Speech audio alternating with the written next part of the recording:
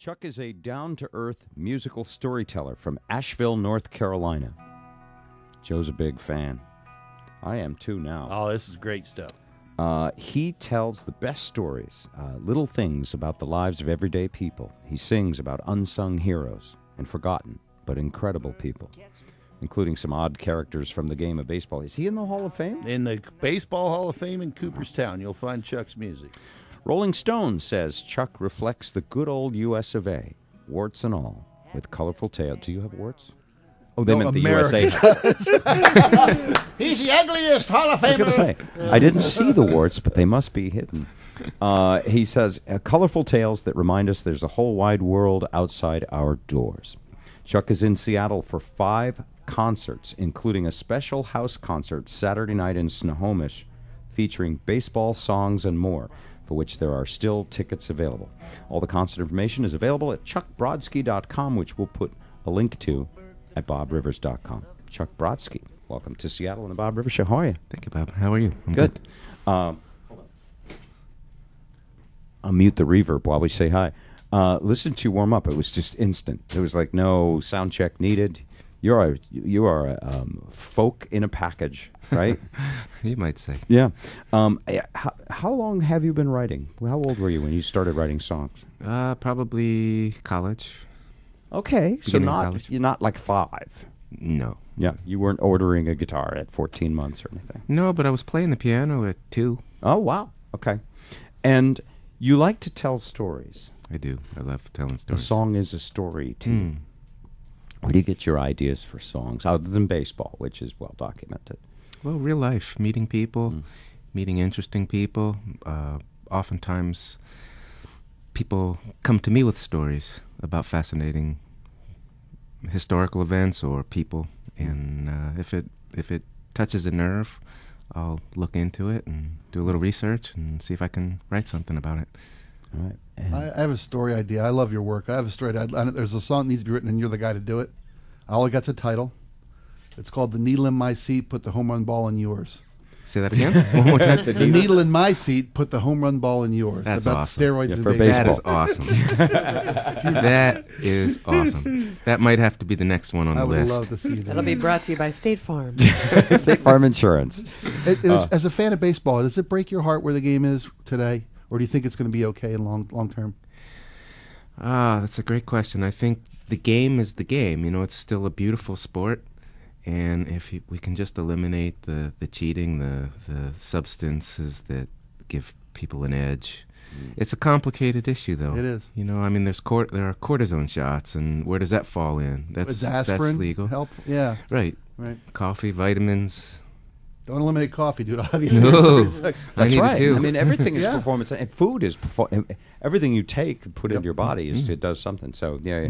But once they make a rule, how do you? I mean, you can't test a player like every single game. No. You can't run them through like we go through to a thing to get to the airport. Now stepping to the plate after a drop of blood collected from his finger. Number 24. I mean, yeah, you know. All right. Well, let's hear some of your songs. We're very excited, and thank you for taking the time to get up at this hour of the morning and come and play for us. Oh, your phone's ringing? That's my phone. Take me out to the ball game. Isn't that perfect? That's what he didn't write, by the way. Is that a friend of yours going, "You're on the radio"? Is that amazing or what? Ladies and gentlemen, live in our studio, Chuck Brodsky.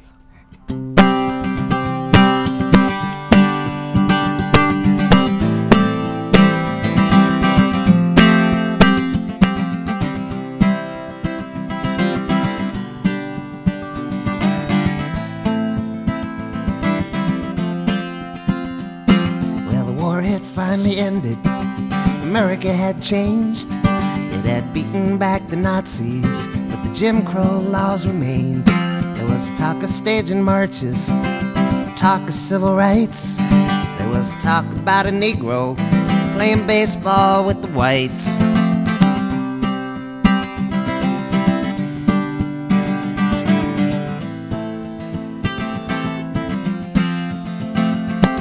They walked into the clubhouse and the card players quit playing. And everybody stopped in the middle of whatever they were saying. And it was just like when the sheriff walks into the saloon and he says, My name is Eddie, as he looks around the room.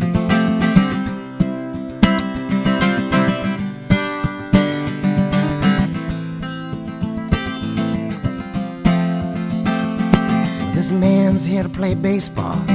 The manager said to the team, we're all gonna have to live with this. Oh, that's not what I mean. You know what I mean. And they all did. It went without saying. And the card players looked at their hands and they went on with the plan.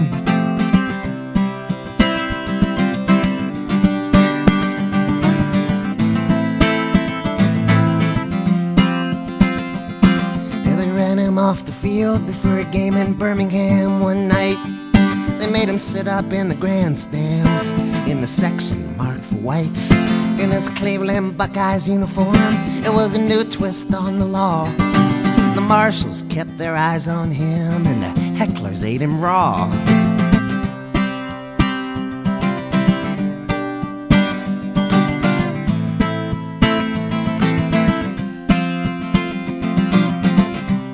Eddie Clapp, he should have run the bases in reverse. A white man in the Negro Leagues, well, that had to be a first. He could not ride the same buses, stay in the same motels, and he could not eat in the same restaurants. He couldn't have mixed clientele.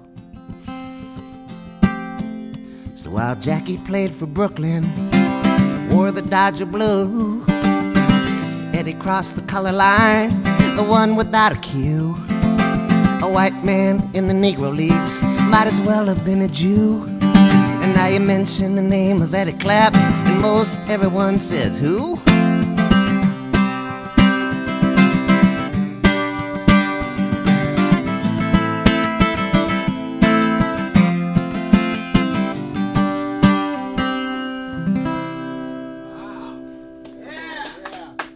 Man.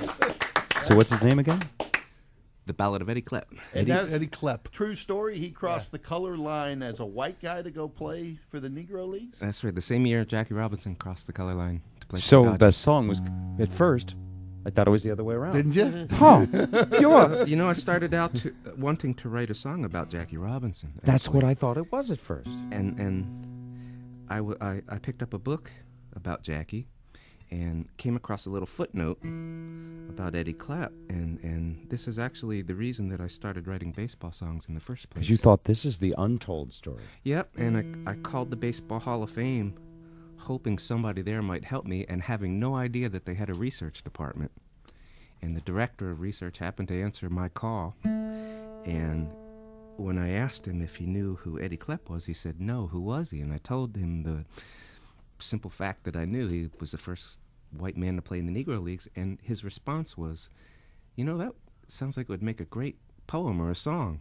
And I said, funny thing you should say that, because I happen to be a songwriter. Awesome. And is that, did he give you the idea to write the song, or were you already going to go that way? I was going to go that way, but I didn't have any background information, and this was before And they were into Google, it. before Yeah. internet, Yeah. really. And so he took my phone number. And This song is cool now, you're doing. It's kind of a rap thing with a little... Tooting. Yeah. He called me back later that day, said he had found a couple of pages of information about Eddie Clapp and that he would Xerox it and mail it to me, and that was the beginning of just the most wonderful relationship. A wonderful and friendship. relationship with baseball. No, Wow. Jackie Robinson, of course, played in the Negro Leagues and then worked his way up through success to get his break in the majors. Did Eddie Clapp once play in the majors and then No. fall to the Negro Leagues, or was he a minor league guy who couldn't get to the majors? Or I don't know a ton about him. I think he was playing more or less high amateur Okay. baseball, maybe semi-pro ball. but couldn't get on in a major league team and No, but just wanted to play. he And wanted there to was play. a That there it. was a white section in the Negro Leagues viewing stands. Apparently. Wow, Yeah. I wonder if they were good seats. You guys got to sit out That's a in the great outfield. question. I'll bet they were Yeah. still great seats. Yeah. All right. I don't know if you take requests, Chuck, but I love the one you wrote about Doc Ellis. Oh, thank you. This is a legendary thing that happened. Doc Ellis threw a no-hitter in baseball. And legend has it. Was it ever documented to be true? The players who played with him The guy have was said high yes. on acid. He was on LSD, and he threw a no-hitter. He didn't know he was pitching. Were there mushrooms growing out in right field? No, No. he wrote a song about it, and it's not a drug song. That's a song called "Just Don't Hit the Dragon," right? All right. Well, we have time for another one. Can we get you to play another one? Yeah, just That have one to, or whatever you'd like. Fine tune this guitar real quickly Take your because I time. was going to do a different song. but- Oh, I'm sorry. No, I'm happy to do this No, I for didn't you. mean Look to. at what you did. Joe, you Jeff. made him I retune didn't the whole mean to mess guitar. you Here we up. go. Tell us a story while you're tuning the guitar. Well, and then we have a another song. Mariners song we could play. There's not very many songs written about the Mariners, but Pedro and I did some research. We found a Mariners song. It's really short. We could play it while you're tuning up. Okay, go ahead, You play got it. it? I'm gonna say it again. You're no good, you're no good, you're no good. All right. A lot of people don't know that's about You're the no Mariners. good. Yeah. All right. You probably love these baseball song jokes.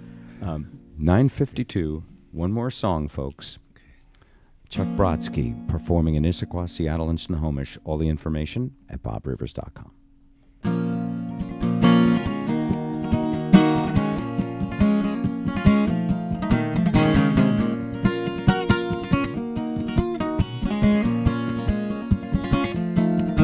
It was a lovely summer's morning, an off day in LA. So thought when Doc Ellis, he would later say, his girlfriend read the paper, she said, Doc, this can't be right. Says here that you're pitching in San Diego tonight. We got to get you to the airport, so off Doc Ellis flew. His legs were a little bit wobbly and the rest of him was too. Took a taxi to the ballpark an hour before the game. Gave a half-assed explanation, found a locker with his name.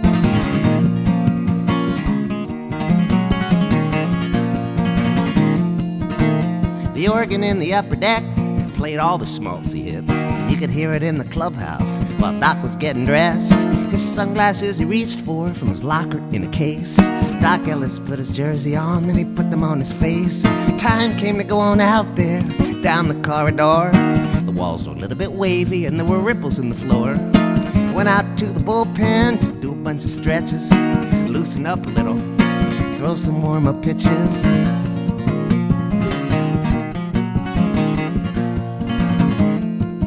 And all rose for the national anthem. People took off their hats.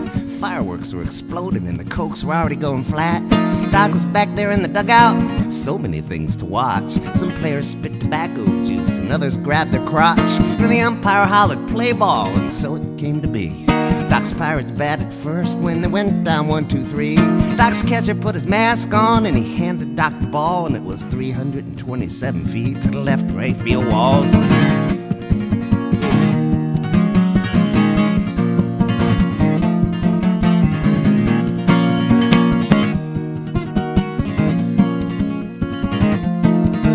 Doc's Pirates took the field then, and Doc stood on the rubber, and he bounced a couple of pitches, and he bounced a couple of others.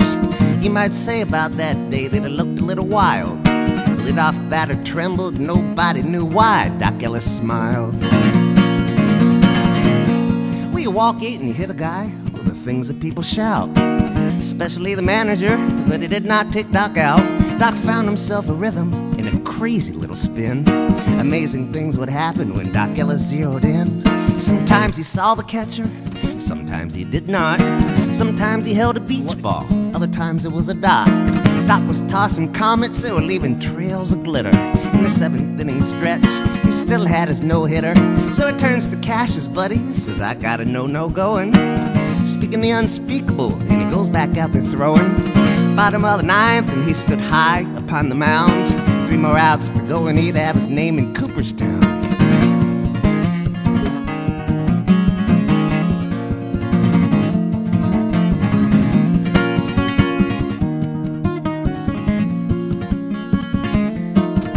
Well, first up was Canizaro, and he flied out to a loo. Then Kelly grounded out for Dean, and the shortstop yelled, that's two.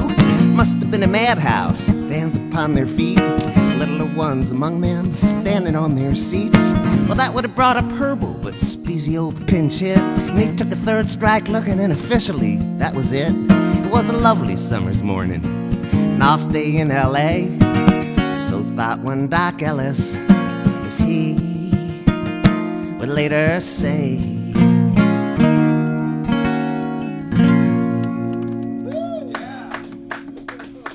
Amazing, amazing. What a technical prowess on the guitar, too. Beautiful, beautiful stuff. Thanks, Listeners going crazy, loving you on the text. All the information on how to see Chuck Brodsky will be on our website, bobrivers.com.